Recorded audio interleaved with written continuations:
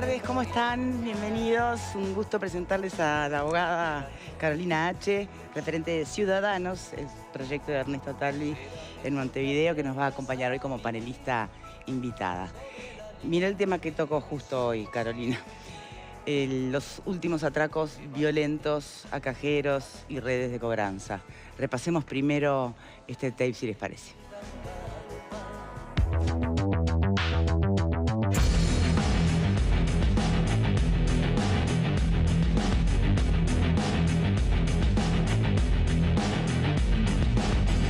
Las cámaras de seguridad registraron cuando los dos jóvenes llegaron en moto al comercio ubicado en el kilómetro 25,5 de la avenida Yanatacio. Eran las 10 de la mañana. Con el casco puesto, el primero entró mientras el segundo acomodaba la moto. Adentro, una clienta los vio venir. La señora intentó resguardarse, pero el primero que entró la tomó por los hombros y la llevó hacia la caja de los Habitat. Entró entonces el segundo delincuente. Ambos estaban armados. Un joven entró al local y le apuntaron a la cabeza. Tuvo que tirarse al piso. Los delincuentes amenazaron a los cajeros, que les entregaron el dinero. Mientras tanto, el joven que había entrado atendía a la mujer que se había descompensado. En pocos segundos, los dos delincuentes, todavía con los cascos puestos y con pasamontañas debajo, salieron del local. Ya afuera se subieron a la moto y se fugaron. La policía cree que son los mismos que poco después asaltaron a un repartidor de comestibles en Paso Carrasco, en La Valleja y Teniente Rinaldi. Ocurrió próximo a las 9:30 de la mañana en este local de Red Pagos, ubicado en la intersección de la avenida Luis Valle y Ordóñez y Javier de Viana, en Maldonado. Hasta aquí llegaron 4 individuos en moto, todos portando armas de fuego y con cascos integrales. 3 ingresaron al local y uno quedó en la puerta haciendo de campana. 2 de los que ingresaron redujeron a unos 5 clientes que a esa hora hacían fila para cobrar la jubilación, mientras el tercero, portando un hacha de hierro, intentaba romper el vidrio blindado para acceder a las cajas. El accionar duró unos pocos segundos hasta que el delincuente que estaba en la puerta observó que alguien que pasaba por la esquina alertaba por teléfono a la policía. Fue ahí que el delincuente comenzó a efectuar disparos y alertó al resto de la banda para irse rápidamente del lugar. Entre 2 y 3 minutos fue lo que demoró, inclusive por pocos segundos no logran llegar junto con la policía. El local tuvo que cerrar por los daños ocasionados y así quedó la caja dañada con el hacha. Si bien no hubo lesionados, una mujer que estaba en el interior del local esperando para cobrar se desmayó producto del shock vivido y un vecino que tomaba mate frente al local sintió que una bala pegaba en el frente de su casa. Un loco salió de ahí y se puso en la columna y tiró el balazo ahí. Pegó por la casa, que pegó, no sé en dónde, pero sé que sentí un estampido. Porque sale una vecina de ahí al lado y supuestamente le tiraron a la vecina, pero la bala pegó por acá, rebotó ahí, ¿no? Y pensé que era un gurí, ¿viste? Me había apedreado la puerta y abro, y cuando abro y salgo estaban ahí. Ya estaban a punto de irse. El local cuenta con cámaras de seguridad que son ahora analizadas por la policía. Por el momento de los delincuentes nada se sabe.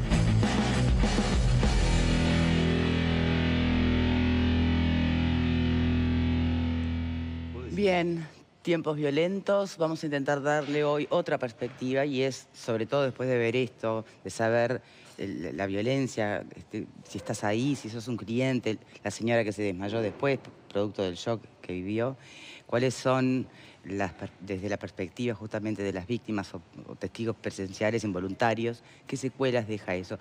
Hoy nos está acompañando además para poder abordar esa área del psicólogo forense, que además también es criminólogo, Gustavo Álvarez. Muchas gracias, Gustavo, por estar hoy aquí. Muchas gracias por la invitación. La pregunta que planteamos para todos ustedes en Facebook, que hace rato además está recibiendo, ya tiene creo que más de 2.000 votos, ¿sí crees que las autoridades podrán controlar este tipo de asaltos violentos a locales de cobranza? Bien, una primera reflexión me gustaría de parte de nuestro invitado, insisto, desde la perspectiva de quienes están presentes allí, desde las víctimas. Una primera reflexión.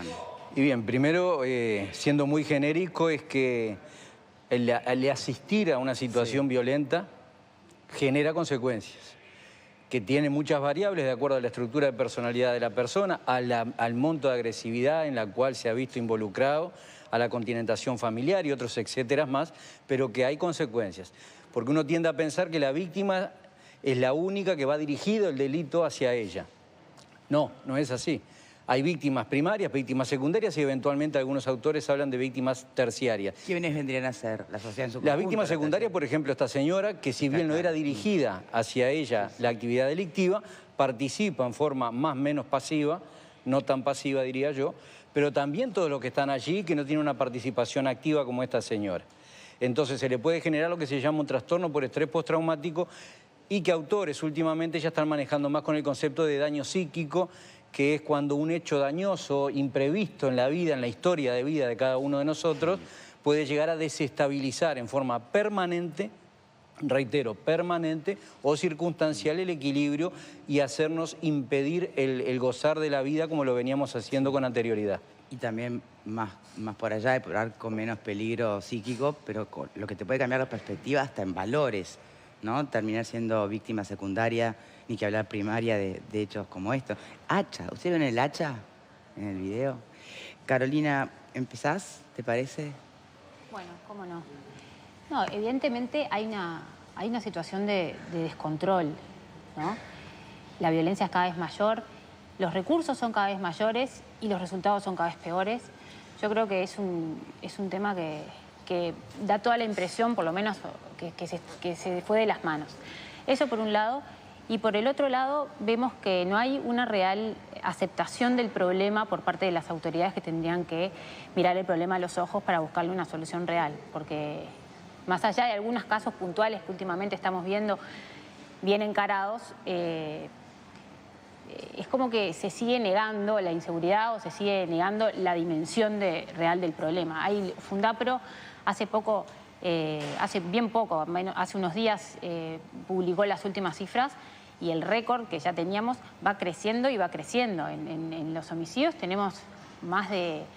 A ver, creció desde el año pasado un 46%. Son cifras que realmente tendrían que sacudirnos mucho más de lo que parece que nos están sacudiendo. Entonces nos estamos quizás acostumbrando a algo que no nos tendríamos que acostumbrar. Y cuando nos plantean desde las autoridades que comparativamente con otros países de América Latina estamos mejor, ¿qué hacemos con ese dato? No, yo creo que la comparación no tiene que ser, por más que por supuesto que hay países que están mejor. En el caso de Argentina, por ejemplo, Argentina está mucho mejor. O sea, Argentina revirtió la situación. Y hay otros que están mucho peor. Venezuela está mucho peor. Pero yo creo que la comparación real o la que nosotros tendríamos que hacer es la comparación con nosotros mismos. Y ahí estamos peor. Bien. Alfredo, vos que sos de la teoría que no es el apocalipsis de inseguridad. No, yo sigo pensando que no es el apocalipsis, sin duda. Yo leí hace poco que en Brasil fueron 63.000 asesinatos. ¿Tá? Es una cifra que decir, eso sí es un holocausto. Yo creo que la inseguridad, yo creo que no se puede negar la inseguridad, nadie la niega, pero tampoco dramatizarla como muchas veces la dramatizamos. ¿Esto es dramatizado? Yo me estoy acordando que había una banda llamada la Banda del Marrón. ¿Se acuerdan que iban con un marrón y rompían los...? Es decir, o sea que lo del hacha no es nuevo, ya lo vimos antes, con respecto al tema de romper los cristales de las redes de cobranza. Es decir, no es una cuestión nueva. Evidentemente, el tema de los cajeros ya no es tan redituable aparentemente, entonces está empezando a atacar las redes de cobranza, ¿no? Sí, pero el tema... Mira, hay 500 cajeros en Uruguay. Leía la cifra que leí, capaz que hay más ahora, no sé.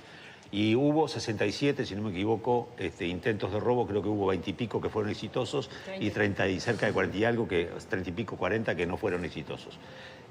Arreglar un cajero sale $12.000. ¿Ah? Y entintarlo sale entre 3, 4 o 7, depende del tipo de tinta que se use. Más allá de lo que se puedan robar, si no está entintado, que le pueda servir, me parece que es un mal negocio no entintarlo una por todas. Sí. Claro, es un mal negocio. Sin contar lo que se pueden llevar, ¿no? El tema de las redes de cobranza, y es difícil. Yo no creo que... las dos empresas tienen medidas de seguridad, bastante, mucho más que antes, pero no se puede frenar todo, ¿no? Es muy difícil frenarlo todo. El tema es, nos quejamos de la realidad, bueno, ¿y cómo la combatimos? Porque es muy fácil decir, no controla. Bueno, soluciones concretas, ¿qué? ¿Entramos a limpiar, a fusilar a los chorros? ¿Cuál es el tema? Porque no, a mí que cuestión de quejarse sin dar soluciones tampoco me sirve. ¿Coincidí con la perspectiva? No coincido con la perspectiva. Me parece que, por ejemplo, en estas últimas horas robaron también el cajero, explotaron el cajero de San Bautista, una pequeña localidad de Canelones. Y yo veía allí la palabra del alcalde que decía, esto hubiese sido una buena oportunidad para ver si agarraban a alguien respecto a este tema, porque todos acá sabíamos que iba a suceder. Pasó lo mismo en mi pueblo. Yo vivo vivo cerca de Sauce. Lo que yo estoy viendo es que no se ha podido... la primera explosión de estas características fue el 30 de octubre del pasado año. En un año no hemos podido tener una medida preventiva efectiva respecto a este tema. Lo que sí hemos tenido es menos cajeros. Lo que sí hemos tenido es menos cajeros, algunos con éxito, y ahora tenemos otro tema que es, en el caso de San Bautista se llevaron el dinero entintado, que hemos ya conocido casos que han tratado... Negro, primero se habla de un mercado negro, yo no tengo la certeza de que existe ese mercado negro del dinero entintado, pero sí hay casos que han tratado de pasarlo, por ejemplo, en el casino o en distintos lugares donde son máquinas las que reciben. Parece que no es ese tipo de tinta, sino otro. Hay otra vez, hasta ahora sí se reglamentó el decreto, tenemos 30 días, 90, 180, dependiendo del lugar de riesgo. En un año hemos podido hacer poco, eso por un lado. Por el otro me preocupa qué hacen estas bandas delictivas con tanto dinero. ¿Para qué se va a usar tanto dinero? Por algún lado, por allí los analistas especulan que están, forjando un ejército de armas para hacer algo mayor. ¿Qué es algo mayor delictivamente en Uruguay que todo esto que estamos viendo? ¿Nos espera algo aún peor? Me gustaría que Álvarez pudiera hablar de ese tema, ¿no? ¿Graciano? Yo creo que el enfoque que hoy plantea el programa me parece que pone en el tapete otro punto de vista del tema del avance de la criminalidad y de la delincuencia. Me parece que estamos todos de acuerdo en que la situación de inseguridad se ha agravado, que los problemas se han acentuado y sobre eso no puede haber dos opiniones, claramente no las hay. Pero yo creo que plantea un segundo enfoque o un enfoque paralelo y es el de las consecuencias, yo diría, sobre la salud de la población. Esto ya pasa a ser un problema, además de seguridad pública, pasa a ser un problema de salud pública.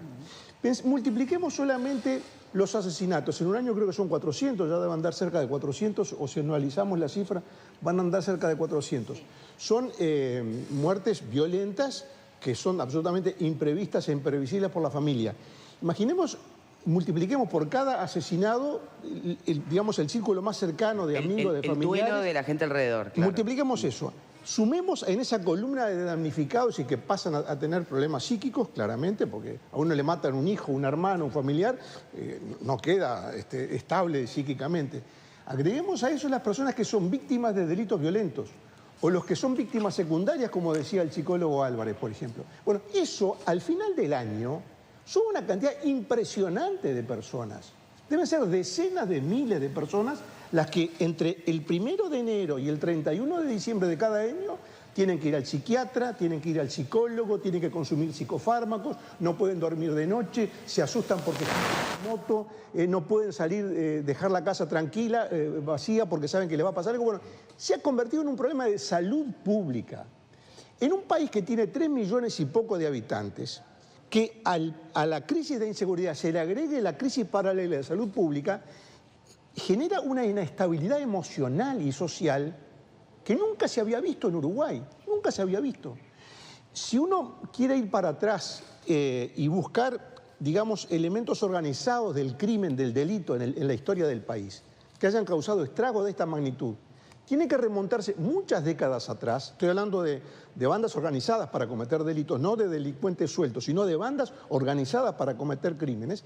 Tiene que remontarse varias décadas atrás e incluso haciendo ese relato, ese salto atrás en la historia, uno puede concentrar en 1 año y medio, 2 años, el momento más duro de ese accionar de bandas organizadas para cometer delitos.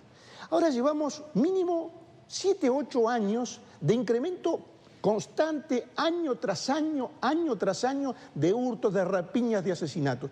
Nunca en la historia del país la sociedad uruguaya ha vivido las consecuencias del delito, las consecuencias primarias del delito y las consecuencias secundarias. Y yo no entiendo cómo hasta el día de hoy un enfoque global de la crisis de seguridad no aparece en la escena pública, porque siempre estamos hablando del intintado, del abigeato, de las redes de cobranzas, de si va con el marrón o con el hacha, pero las consecuencias generales sobre la sociedad, psicofármacos, gente que no puede dormir, gente que tiene que llevar a los hijos a la escuela o al colegio o a esperarlos a la parada, el cambio de la vida familiar que todo esto apareja. Me parece que estamos siendo, digamos, muy avaros en el enfoque y demasiado circunstanciado. Yo creo que falta una mirada más amplia y es cómo se va degradando la vida en la sociedad. Permítame por favor, sí.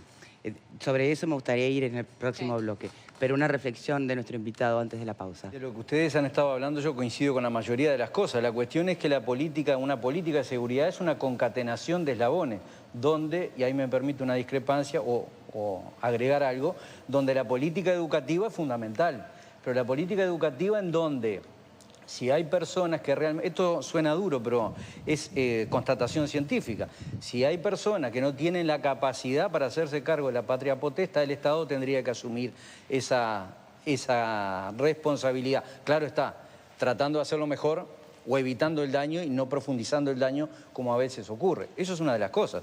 El durante, la conducta delictiva es una conducta que se desensibiliza. La mayoría de los delincuentes comienzan siendo lo que yo llamo, o le digo a mis alumnos, infractores a las normas. Después terminan siendo delincuentes cuando ya anudan su historia vital al delito y no quieren ni pueden a veces, pero la mayoría de las veces no quieren cambiar. Y el post, que es fundamental, es qué pasa dentro de las cárceles. Cómo nosotros segmentamos o segregamos, como dice el INR, que para mí es un término bastante desagradable, cómo segregamos a la población reclusa. Y acá les digo una anécdota muy cortita. Desde el 12 de julio yo estoy pidiendo informes de cuál es el método que tiene el INR para segmentar, segregar a los reclusos en el Uruguay. Todavía no lo he conseguido. 12 de julio. Bien, tenemos que hacer una pausa. Y cuando regresemos, me gustaría ir por el lado justamente de hasta qué punto les parece que todo esto está politizado, ideologizado. Tanto es que no se ha diseñado en común acuerdo la famosa política global o integral. Ya venimos, ¿eh?